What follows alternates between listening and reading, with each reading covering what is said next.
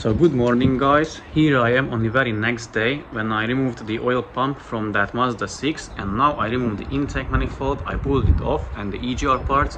So let me show you how it is looking like after the mileage, which I don't know. I may add it to the video if I can get the ignition on, but it's not really important. Every Mazda's over 40,000 miles on the clock, they look the same, trust me. So yeah, let me show you how it is looking like. So here is the Mazda oil pan removed. That's going to be done today as well, but in the meanwhile I removed the intake manifold.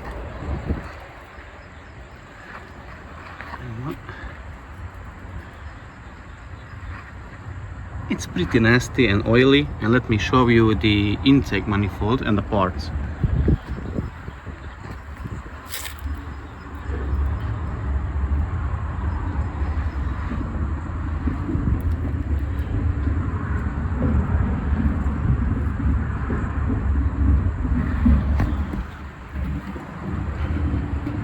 So I'm going to put first the oil pump back on so that I can turn or crank the engine over, because this sprocket on the oil pump is removed, so I don't want to turn it because I would lose the position of it.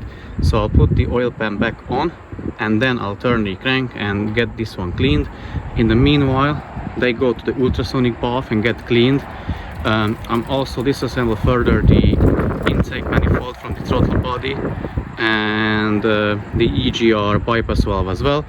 So yeah, and I may include a few tips and tricks how to test if you have like a faulty when you remove it, like how you test electronically if the parts are faulty.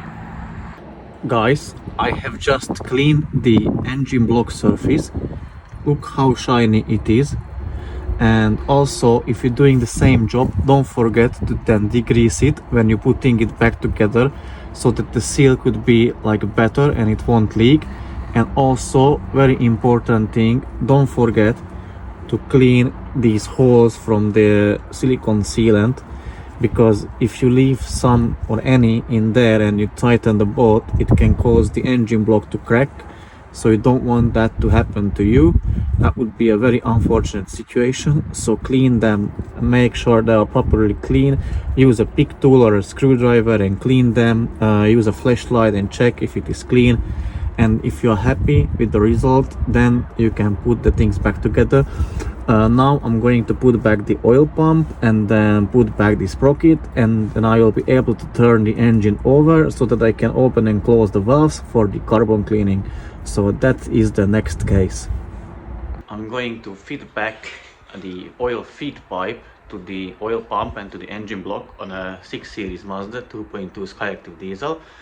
So let me turn around or switch the camera and show you what I mean or what I'm going to do so that you can see it better. So here it is. Ignore this part, this is from another Mazda.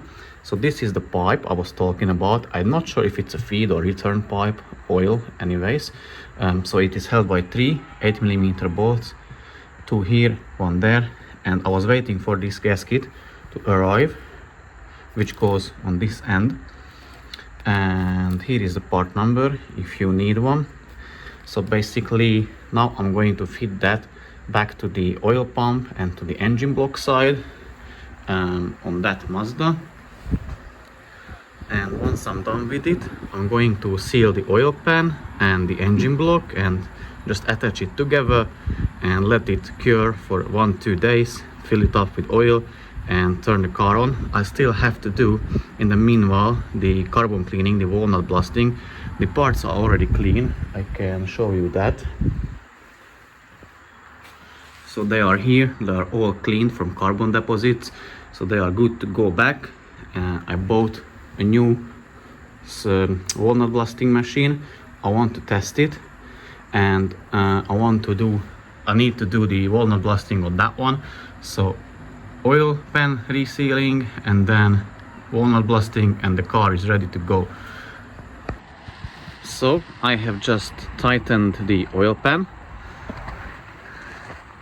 I don't know how much you will be able to see.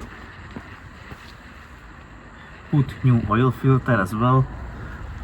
And I just wanted to show you how it is looking like from the engine bay. So it is it is done, the carbon cleaning is done, but not the 100% way, so I still need to touch it up a lot because I want to get the valves, the valve laps to get cleaned a lot better, obviously touch up the surface. So that's why I bought the another machine, because I'm curious what kind of results I can get with that.